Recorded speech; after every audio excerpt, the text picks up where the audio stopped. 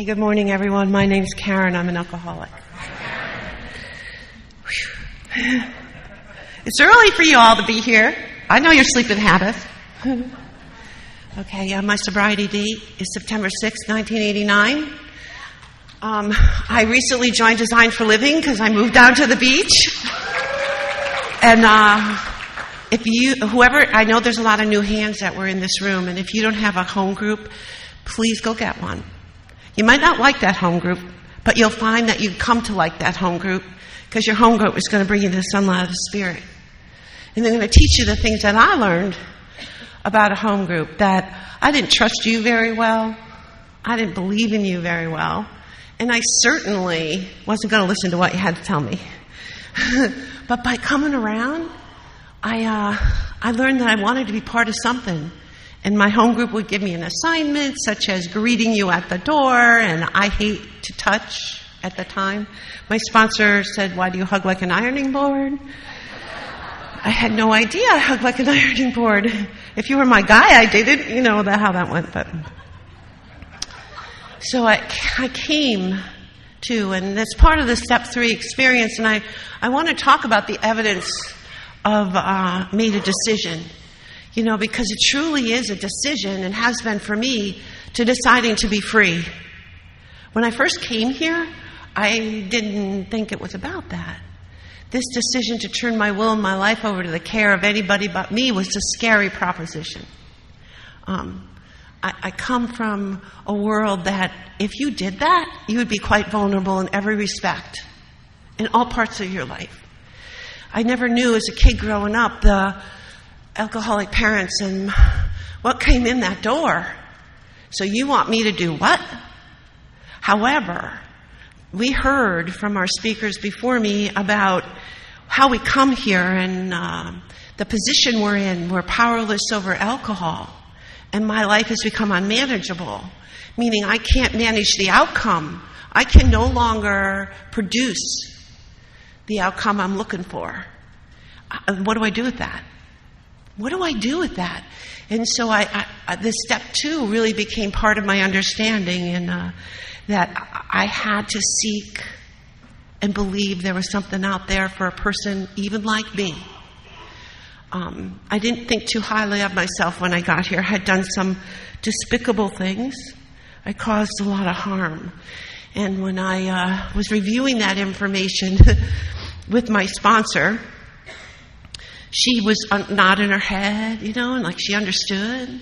She understood the demoralization that we feel when we come here. She was able to connect that and explain to me about the allergy of the body and the obsession of the mind. And most important, brought me to the unmanageability of my spirit. That I was driven by the unmanageability of my spirit. So when I was introduced to this idea of a decision to turn my will and my life over to the care of something, she asked me, well, what sounds like a good idea? And I was like, I don't know. But I started to think about the value proposition of the characteristics of God. I'm kind of like that with words. So it was like, who would I do that with? This decision.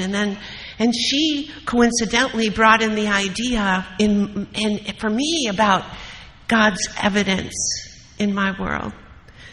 So I started to wake up without a drink or substance in my hand to you. And I would show up at that home group, and speakers like you would come in, and you told me about the life you found, about the enthusiasm you have, about your kids are speaking to you, that your job's not ticked off, that you actually were able to replace your alcoholic car, that you didn't need 5 sets of keys, that you stopped losing your groceries, that you have to keep reminding that you're the worst mother on the street because you kept meeting the bus with alcohol in your Dunkin' Donuts coffee cup, and everyone knew.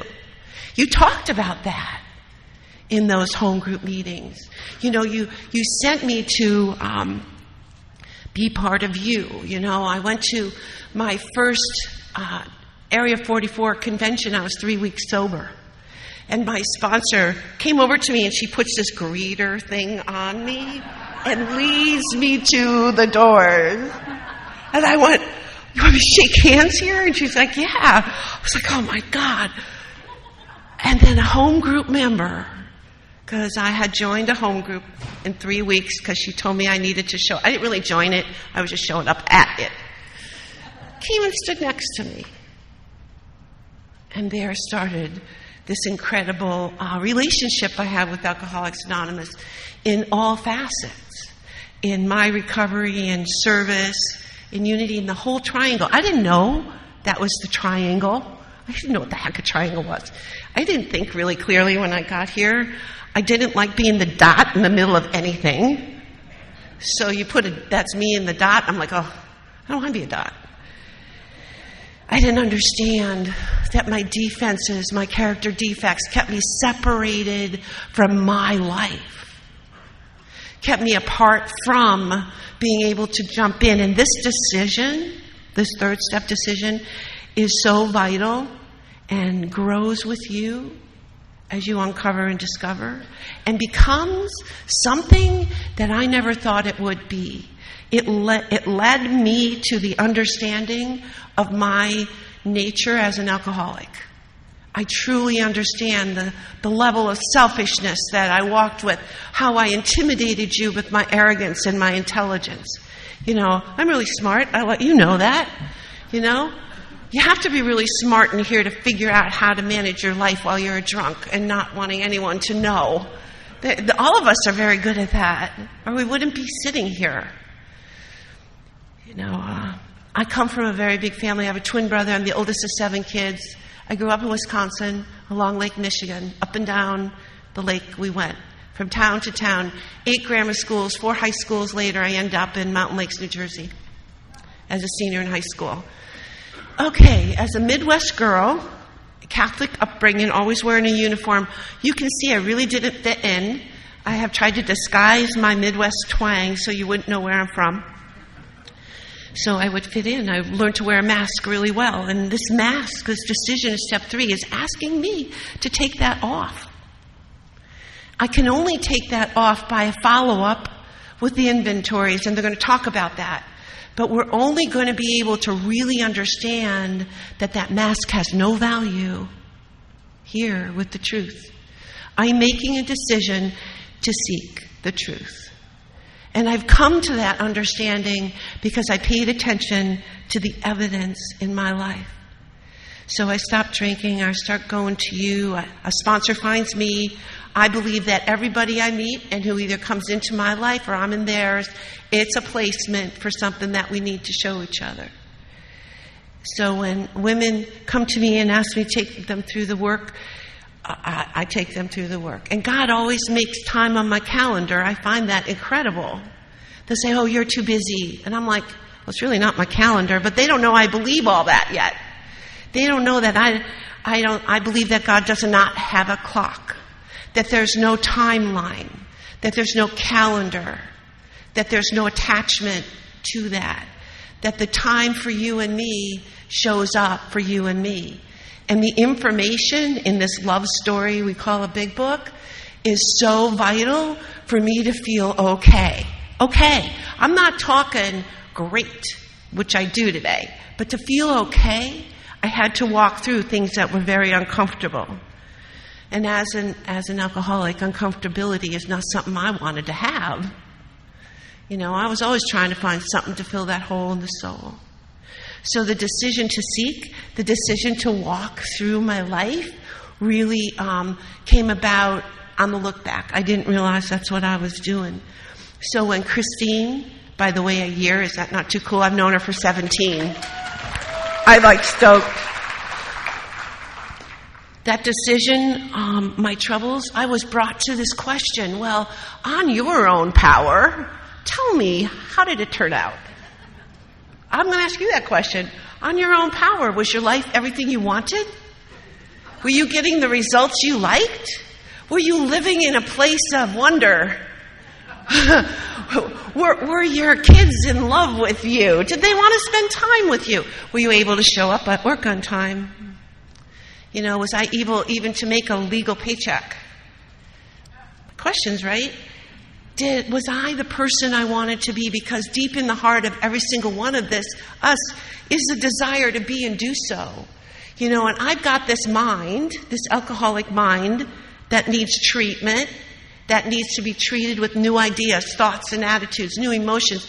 I might interpret what you're saying to me as criticism, and all you're trying to do is tell me a new idea. I might be taking what you're saying to me completely incorrectly unless I ask you, can you explain that? I didn't have the courage to have that response. Al-Anon actually taught me that response. Later on, as I got grounded in the work, I went to Al-Anon and I listened because my relationships, and I think it was Billy who first said, we're not really good at relationships. Look at this line in step 8. I think that's where you put it. And I went, oh my God, I didn't even know that was there. We're not good at relationships. Yet relationships is all I think about. My relationship with you, my relationship with the people in my home group, my relationships with my kids, my relationships with my ex. It's now getting, okay. My relationship with my sordid family, and I have one of them. I have a sordid family entrenched in untreated alcoholism. My mom died from this disease. My dad got sober, but he was a dry drunk. It was painful to watch that. Yet I was given an assignment. You show up when summoned. That's not how I looked at it. You show up when summoned. When they call, you go. You make sure you got your own transportation. I'm making a decision to seek. And in that decision, years went by. Years went by when I suddenly realized I want a relationship with them. I was able to set aside everything I think I know for an experience with God and me in that relationship because of this decision to seek. So I do want to tell you a story that I have learned, and one of the most powerful experiences I have had is the connection that step 3 decision is not the third step prayer. The third step prayer is an affirmation to keep me into that decision.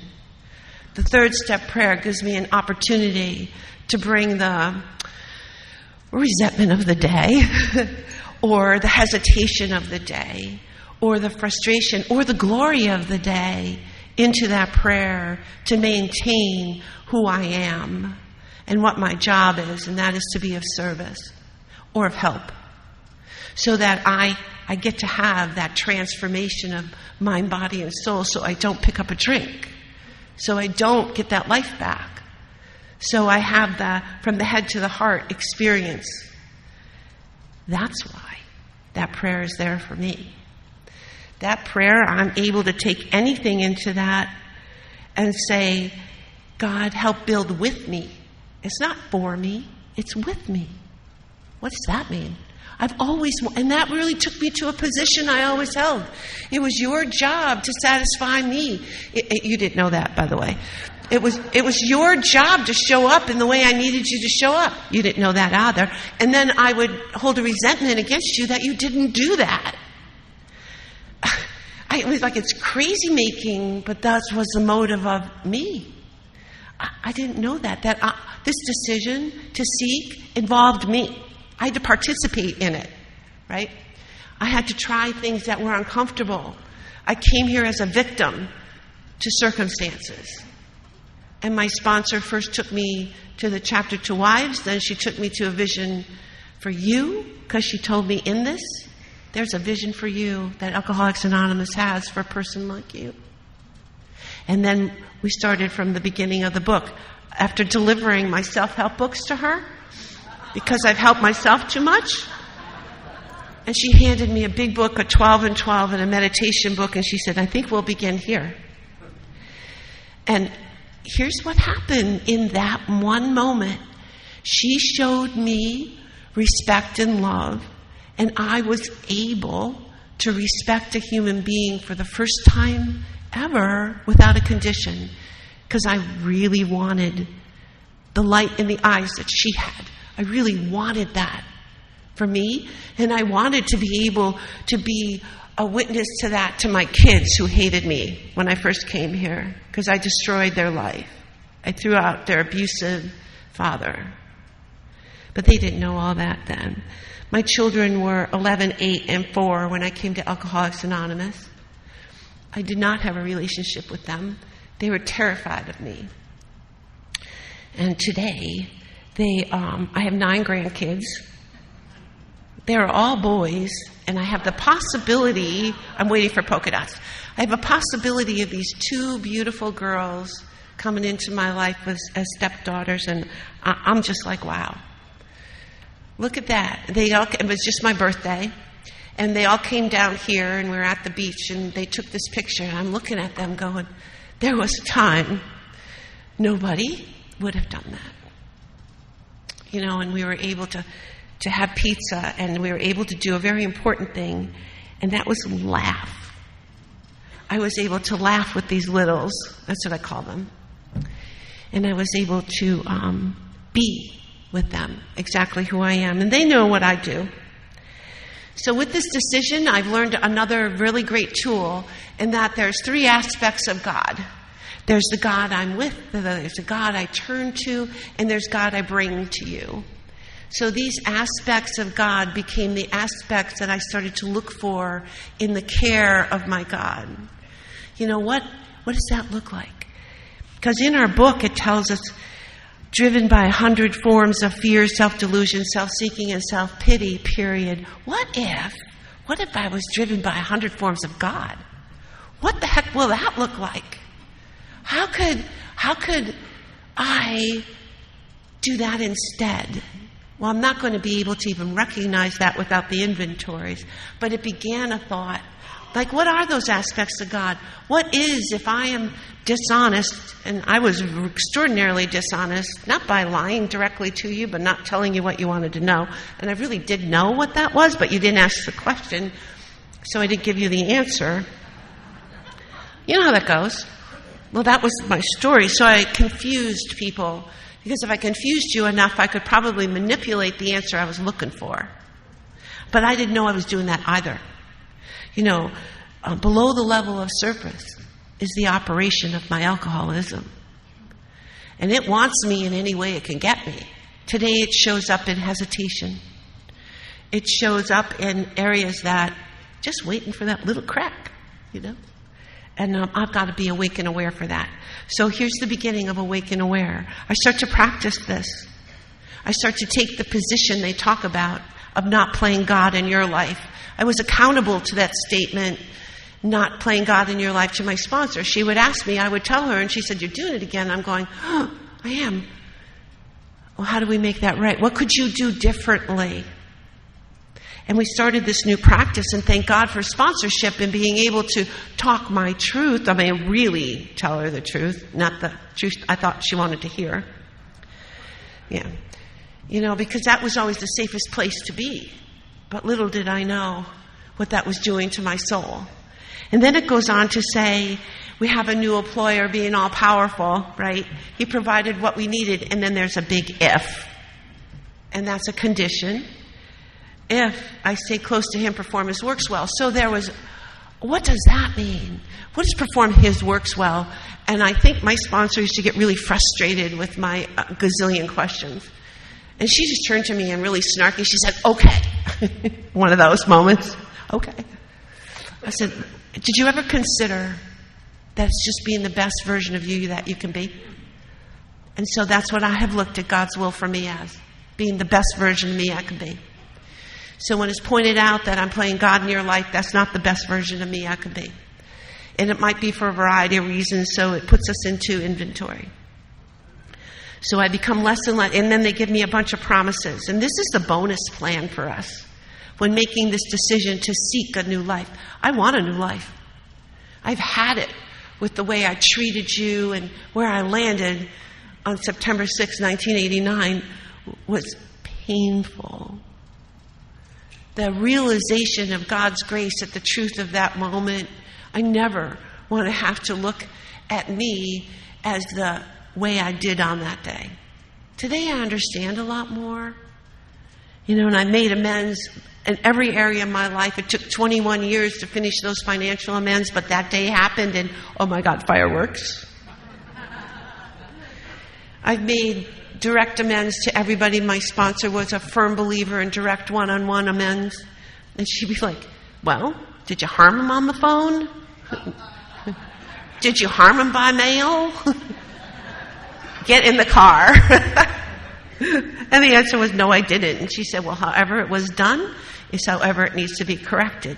And I felt the hope in those things, and it tells us right before it gives us that third step prayer that I felt new power flow in. From this decision, I haven't even taken actions yet, but I felt like I could. I could do this. And I can take the frustration of the day and put it in that third step prayer. It tells me that I'm going to feel peace of mind. And I was like, that's always what I wanted. I couldn't stop. I couldn't stop it. I couldn't stop the dual thinking. I couldn't stop my dual actions as a result of my thinking. I was on a roll, and there was no stopping the roll. So I was on board with that idea in step 2 that there was a solution out there for a person like me. And that is an empowering statement for a person like me. But I needed to try something different. So it tells me that I can face life successfully, and I was like, oh, I don't know if I can do that. I become conscious of the presence of a power that I didn't know I had access to, that I could plug into something, that I could stay plugged in, and it's only me unplugging from it. It wasn't ever this thing about taking my will back. That's not possible. I have a will, and I have God. So where am I with that, right? So the prayer tells us something, and it brings this prayer in, which is what's going to bring me to a story that I need to tell you about how the evidence of God is the very thing that keeps me in the decision to continue to seek. So it tells me in this thing that relieve me of the bondage of self. It gives me all of these directions, and I did this for a while until I have a good sponsor who kept bringing me back to the evidence, playing in the evidence. Do I want to play in the evidence of what I think the outcome is going to be, or can I possibly consider playing in the outcome of a power that I think I want? And then she would point out some of the ridiculousness of the day, or the confusion of my life as a drunk, or what it was like before I got there, because she got to know my kids, and she got to know the way I operate, and she got to remind me of losing keys, groceries, kids, jobs, about how I didn't know how to bake a cake sober, how when I got sober I felt stupid and now I don't. Oh, how did that happen? How did it happen that suddenly is working in your life? So she had me play with the evidence. Like that first day she hands me a notebook and said, I want you to pay attention to your negative thinking. And I filled a notebook in a week. Who knew? So obviously the way I look at things isn't the way things really are. Reality is reality 100% of the time, despite what I think about that statement. So I can do things kicking and screaming, or I can do things. I can, as Peter always says, meet resistance with no resistance. Or I can meet resistance and be resistance. What do I want to be? Do I have it in mind that I want to stay sober for good and for all? I want to stay sober for good and for all, so I keep walking in that evidence. So I had a day, I was doing the deal, showing up. My relationship with my kids was improving. I'm still apart from the ex. He wasn't an ex then because I was pretending. I think I could do that, that I have control in that area of my life. And I was 5 years sober, and my son gets really, really sick. And we're given hints all along the way. Now, if I wasn't sober at the time, I probably wouldn't have paid attention to the thoughts that were coming in, because they come. They even come when you first put down that drink and make this decision to seek. Suddenly you have new thoughts, new ideas, new people. You'll be at a meeting like, God, that's just what I was thinking about. How could that be the topic? And I give many examples. I walk in, marching in a room, and what's the meeting? 10th step. I forgot to do that. Or I'm frustrated because I've taken back the power. And as one of my sponsors used to say, the line of agnosticism is there for you for any moment. But so is your God. Just step back over. You can reset. You can press that reset.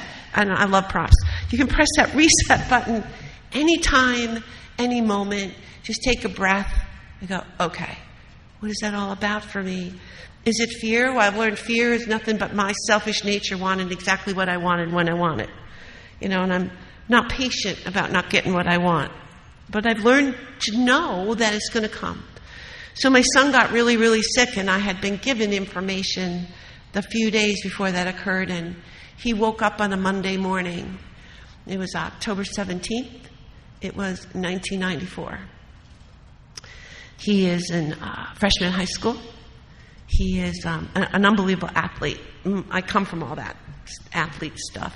People, baseball, basketball. And, the men in my family are all over 6 foot and very ingrained into the sports world. My dad, I have 5 brothers, always smelled like sneakers. Every hallway had equipment. And he'd walk in the kitchen, and I'm sure you get this, and there's a loaf of bread and a gallon of milk, and it's gone in 2 seconds.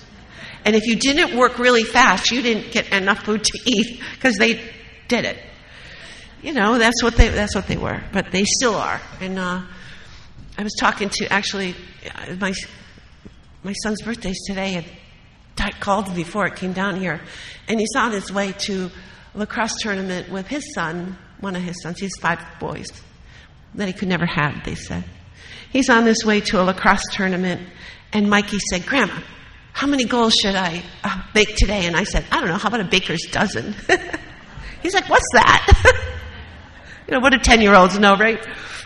Anyway, he's a fabulous athlete, this little one. We'll see his name in the paper, too, I'm sure.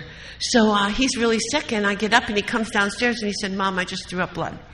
And I'm like, I had a dream that he died that very night. And God gives us the ability to walk through anything.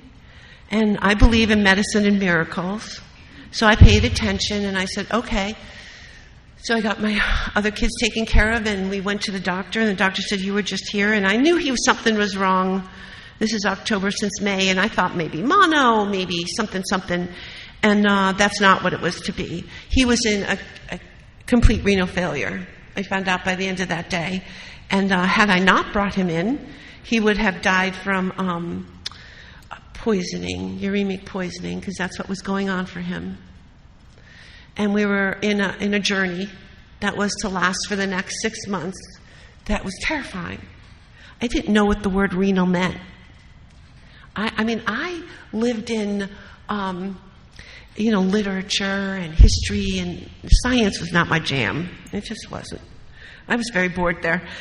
So I'm like, I come home from that first night, and I couldn't find my ex-husband. I couldn't find him. He's with his other girl, He had chosen a path that was also very painful. It's like, why wouldn't you want me? He didn't. I had chosen sobriety. I had chosen a different life. And he didn't want that. Anyway, so I come home, and I'm walking into my house, and I remember that we're in my living room. I sat down, and I pulled the big book down, and the big book down, and I'm reading, and I'm going, oh my God, this is all about believing in what I can't see. That's exactly what you've asked me to do in this step 3, is to believe in what I can't see. To seek a solution just like that moment that I realized something was really wrong with him and acted on it, this decision is telling me the same thing. So I took it down and I prayed, and the word that came to mind was, God, just give me the wisdom to understand what to do next so I don't make a mistake. Right? They say we can pray for our own as long as this will help somebody else. So I don't make a mistake. And so I prayed for the wisdom. And do you know what happened? I went to the hospital the next day, and I understood everything they were saying. I couldn't repeat it to you, but I understood it. And I was in the solution to help him.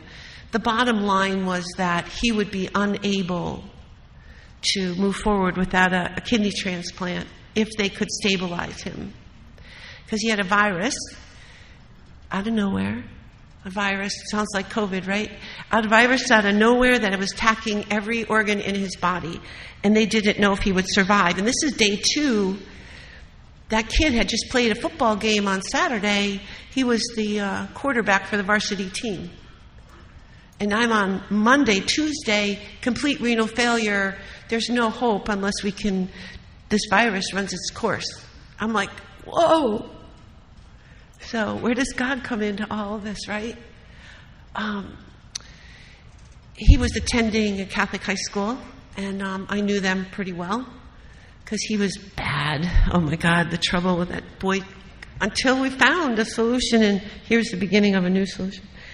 And there was a deacon at my church. I'm a Catholic girl. I love church. I love all that stuff. I love the ritual. Anybody who doesn't, I'm cool with that. But it was a safe place for me as a little kid. It was a safe place for me today. It was a safe place on my first day of sobriety when I walked into my first meeting, and it felt safe. I feel safe there. I don't feel challenged. I love it. I love everything about it. I love how I feel I can breathe. And it's exactly what happened when I moved down to the beach. I can breathe in churches everywhere and anywhere. And that gave me that, by the way. So as the day went on, I had the month before. God plays a setup game with us, by the way. And it's not, life on life's terms happens, and we can do self-will, or I can begin this practice of this God's will thing, right? I have a choice in how I deal with life on life's terms. Exactly a month before, I was part of a Matt Talbot retreat group, and they had turned that retreat over to me. And I was like, oh my God, you want me? You want me? And as part of it, they gave me this medallion. I don't know if you can see this, but it's Praying Hands medallion. And they give it to who they pass it on to. And it's from W6. And the way Matt Talbot worked in North Jersey at the time is W2, the first women's group, came out of Newark and went to the Abbey. And I was part of W46, part of the Abbey, brought there by W6. I know, it gets confusing when they do the W's. But in that transition, they had come to me and asked me if I would lead that retreat. And I was like, wow. And it caused a ruckus. I was only 5 years sober, almost 6. And what did I know? Because there are a lot of people gone there a long time. So there was a lot of that. And I remember sitting up in the chapel, and I'm like, God, this is like, why? And it's just this knowingness that happens in your relationship with this decision, that you're kind of driven to just say yes. And I'd been taught by this time that I don't say yes to anything I'm asked to in Alcoholics Anonymous unless I can't do it. And then I run it by my sponsor to make sure my motives are correct. New idea, new thought, new decision, bring it to her. She says, yeah, that's a good motive. Because I can be that old person in a moment's snap notice when I'm threatened, and I know that about me. So I had this medallion. So my son looks at me at his first dialysis treatment, and he said, Mom, can I have that medallion to hold on to? And I said, sure. I'm like, it's mine. And I'll show it to you. It's very worn, because what he did from that Thursday, which was the first dialysis treatment, and he was 14 years old and terrified he's going to die. His friends wouldn't come. My family wouldn't come. Nobody could come. And you know who showed up for us? Alcoholics Anonymous. They weren't afraid to walk in that door and sit with me during the dialysis treatment. They weren't afraid to watch the catheters fall out and give that boy some hope. They weren't afraid to go to McDonald's with his baseball cap on backwards, sitting on a dialysis machine. They'd bring him McDonald's Happy Meal. And the joy in that boy's face was from you guys. You showed up for me when no one else can. No one else can show up for us like you. No matter what you're going through, no matter how you're going through it, no matter how much you have screwed up your life, no matter how much you're in and out of these rooms of Alcoholics Anonymous, our job is to keep the table set and welcome them in every single time with dignity, love, and respect. Because it's not their fault that they don't see there's a decision to seek. That they don't know that there's a place in the sun for them, sitting in their home group meeting on a Sunday night or Friday night or Tuesday morning, whenever it might be. They don't know that their place is here, but they're given that opportunity to do just that. 6 months later, things happened during those 6 months. I mean, I had sponsees knock on my door at home, and I'm like a wreck. I can't calm down to save my life. And I came in here with a pill prescription deal as well, and so I know that has to be really monitored. And they came in one day, and they're dressed as rag dolls, I think, and they say, come on. And I used to say that my prescription for serenity was Sand Beach book. Sand Beach book. So if I could just get to the beach and put my feet in the sand and get a book, I could calm down.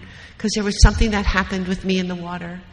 So they show up, and I was up in North Jersey, and there's lakes all over up there, and they take me to a lake, and they had set up a spotlight, a blanket, a beach chair, lunch. And this is November. And they had like a fire pit to pretend it was warm. And there we sat and had Sand Beach Sun book, and we read out of the big book, Alcoholics Anonymous, and we flipped to a story. And the story they flipped to was Keys to the Kingdom. And in this story, in Keys to the Kingdom, is a line. It said, how do I find a prescription for a miracle? And I looked at them, and I said, I guess this is how we find it, right? And we sat there and talked, and then they brought me home. But I got to tell you, it was you guys who helped me help John. So things are going on, and things are happening, and we have a few more unbelievable experiences. We have a hypertension crisis that left him with a stroke. We had a situation, I'm sitting in the pediatric intensive care, and him in the corner, and this other kid sitting next to him, and who's suffering from the same virus, but his had gone to his heart. These kids were 14 years old. And we don't have a solution. And he's in the corner, and he's sitting in the corner, and all that it says on his chart is end-stage renal disease. And I'm like, I don't even understand this. I just know that my son is sick, and we can't find a solution. And they have all this thing wrapped up in foil, and it's dark, and it's really scary. And who walks in to that room but this priest that gave him First Communion? I had met him downstairs in, some x-ray thing. And he comes up, and John loved this guy, Father Brendan. And Father Brendan said, hey, what's going on? And I tell him, and he said, well, we're going to pray for him in our church. And he comes back the very next morning. And John's somewhat cognizant, and we talk to Father Brendan's here, and Father Brendan asks him a question. He says to him, John, do you believe that you're ever going to see again? Do you believe there's hope for you? Same kind of question. And John said, yeah, I do. And he said, well, you will then. I didn't know what was about to happen. So he goes back, and next few hours happen, and I have this doctor coming in, and this doctor is saying, hey, you know what? If he doesn't get his eyesight back in 3 days, he probably won't. If this doesn't happen, but if it does happen, he'll see it like this. It's like Picasso. It's like a Picasso appearing on the wall, and it'll first start in black and white as his focus will come back. And I'm like, okay, I'm watching for it. And so Father Brendan comes back about a couple hours later, and might have been a day later, and he comes back and he says to John, so how you doing? And John's like, okay. He said, I can't see. And Father Brendan said, yeah, we know. And I hear them talking. I'm on like the other side of the curtain. And tears are going down my face. And my sponsor happens to walk in the door at that moment with a cup of coffee and said, come on, let's go for a walk. And I was like, I don't know how to help. You see, coming from where I come from and I always want to help you. I want to help the solution. I want to find the solution. I want to dig for it. I'm going to go to any length with you to get it. And there was no solution in this. It's medicine and miracles. They leave. I walk back in the room and I'm rubbing John's back. He says, it's itching, right? I'm rubbing his back. And he says to me, hey, Mom, you look like a Picasso. He said, hey, Mom, the floor is checkered. It was like tile, and the whole pediatric ICU unit stops. And we listen as he described his eyesight coming back. And I'm telling the nurse, go find Father Brendan. So Father Brendan comes back, and together we sit. And what did we pray? The prayer of St. Francis. What did Father Brendan bring to us? The same prayer we use when we're seeking. He doesn't know all of this over here. He just was put in our path to bring us to the solution. So he's getting well. He's getting well-er. And he's still got this idea in his head that I cannot go through with this transplant thing, Mom. I can't do that to anybody. And I'm like, well, everybody's been tested except the ex, and he couldn't because he was doing drugs. Oh, I was so angry. He held it up for 2 weeks, decision. And finally confronted him. He said, yeah. I said, so you lied? And then we think about what an addict does. Jeopardy to everybody in their path. They don't care. There's no consideration of the outcome. I just think of myself. And I thought about how I did that. Thought of myself first, put my kids in jeopardy, and he can't help it, but I was still mad. So I just go on over to the transplant unit, and I'm talking to the doctor and say, we need to move forward. And I was a perfect match. And I said, I have to tell you something. I'm a recovering alcoholic. He said, did you ever put needles in your arm? And I said, no. And he said, thank God. But I was a perfect match for my son, and we moved forward with doing that. Now, I'm a sober member of Alcoholics Anonymous, and I'm terrified. I've just been to that retreat. I'm telling you what, and John's wearing my medallion, and I really wanted it back. But he's wearing it, and he's going to. Dialysis is freaking scary. They wanted me to do it in my home. I couldn't handle it, so we're taking him to these units, and I sit in a room, and finally they moved him out of the main room into our private room because I wouldn't leave him alone. I said, you know what? He's in there as a kid. You want me not to come in because other people are jealous that if somebody's sitting with them? Too bad. And many of you know me well enough to know that I'm persistent with an idea. So we got our own room. And we did that, and we stayed on it. And suddenly the day came when we were ready, and on March 1st, 1995, and it was Good Friday, and it was Ash Wednesday. We had new life. And it was a success. And that kidney failed, and then my daughter stepped up. My youngest daughter, who you don't think, listen, you make a decision to seek a good life for you so that you can stay away from a drink or a drug or whatever. You make that decision, and you have no idea of the impact on other people in your life. That ripple effect that happens with that decision for you is miraculous to the family unit. And the kids. And I only have a few minutes, but I can tell you that Megan stepped up, and this is what she said to me. Hey, Mom, I know God didn't drop us off. Take us as far to drop us off. I know I'm a match for my brother. And there we go, kidney number 2. And then she had trouble getting pregnant.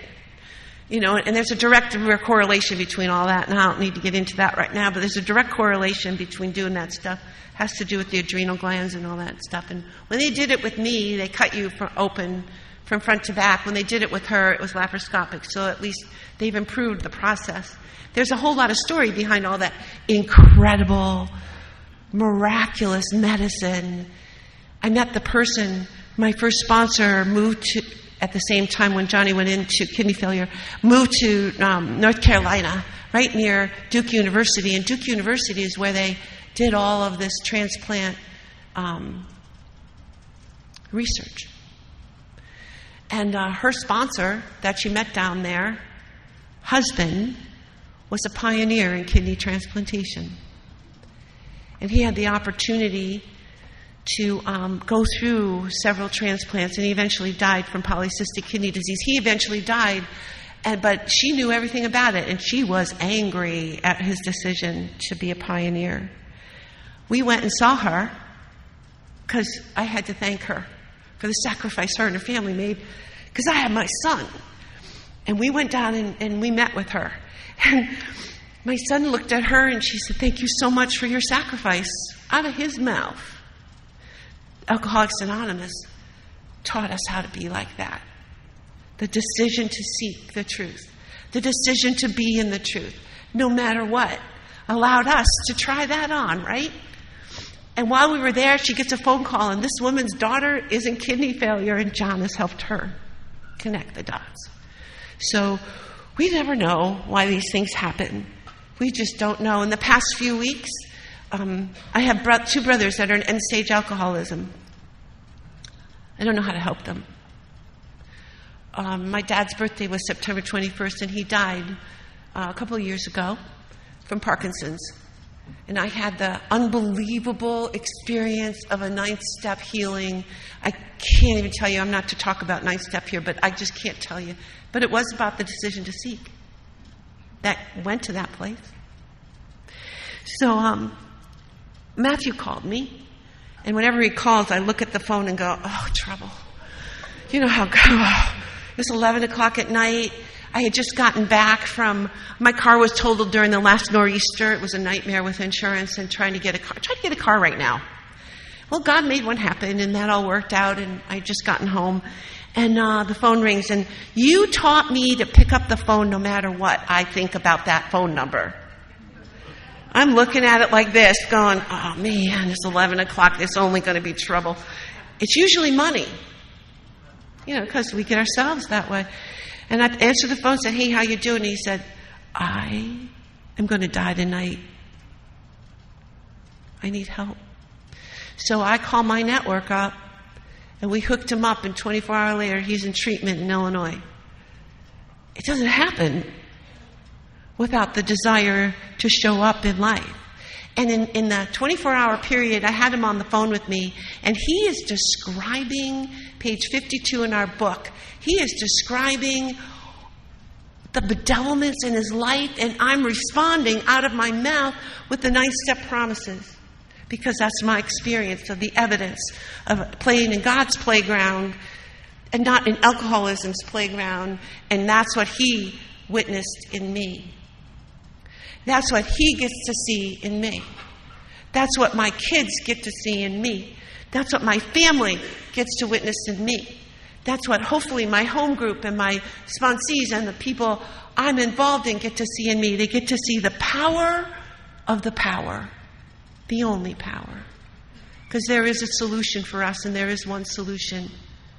I pray that we get to be reborn together, because we're a we. It takes a village. I can't do any of this alone.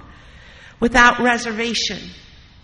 And when I find that reservation, am I unwilling to uncover that reservation? Am I willing to come up to you and say, "I'm confused, what's going on?"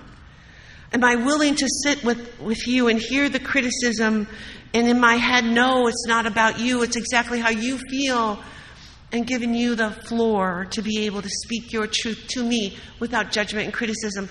Is that an ideal? Yeah, it is. Being a human being, I'm not always like that, but I strive for that. Especially, I got lots of opinions. I've got lots of things I'm thinking about. My mind never stops. I'm always like, and I got to remember, powerless over alcohol, selfish and self-centered is the root of my troubles. Where am I today? And given those prayer and meditation, so 3, 10, 11 in my life today is evidence I can play in that playground. I'm not afraid of that playground. Any bully can walk in that playground, and I'm good with God. Because you see, we have a partnership. God came to me years ago and he said, "Hey, I got a deal for you. This is a step 3 deal. You want to make a decision to, I got a franchise for you. It's called sobriety. Would you like it? It's free. I won't fire you. And I'll promise you this, that you will have all the money you need, the people to support you, the tools that you will need. Are you willing to hop on board? I'm going, maybe, maybe not. Which sounds better? My way? This way, perhaps, maybe, in this partnership? And he said, I only have one requirement. Check in with me daily. Think you can do that? And I was like, okay, I'll try. I made a decision. I'm going to try that. And it's followed up by, this is how I wake up in the morning. And I'll end with this. Dear God, help me set aside everything I think about me for a new experience with you. That way, my will stays in check somewhat. I'm accountable to my day, and most importantly, to God and to you. Thank you for the opportunity of being with you today.